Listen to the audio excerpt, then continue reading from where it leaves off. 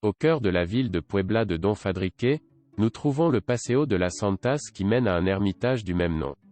Les saints sont les martyrs Alodia et Nunilon. Elles sont nées lors de l'invasion musulmane de la péninsule et, étant les filles d'un riche musulman et d'un pieux chrétien, elles sont devenues orphelines très jeunes. Ils sont allés vivre avec un oncle mahométan qui a essayé de les dissuader de la foi chrétienne. À défaut de le faire, il les a accusés devant un juge et ils ont été décapités pour avoir refusé de confesser la foi mahométane.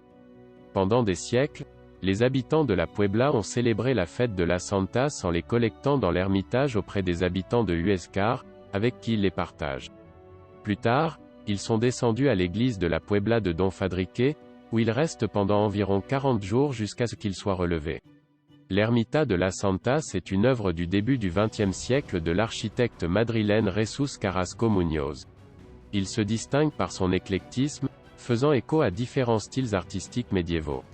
Certains visiteurs l'appellent « le château », en raison de la forme de sa tour et de ses éléments d'inspiration moderniste clairs, par exemple ses trencadís, constitués de carreaux de différentes couleurs qui suivent la tendance de Gaudí, l'auteur dont il était contemporain. À l'extérieur, se détachent sa tour et sa balustrade supérieure, toutes deux décorées en trencadís. Son intérieur se composera d'une seule nef terminée par une abside semi-circulaire, avec le chœur au pied de celle-ci.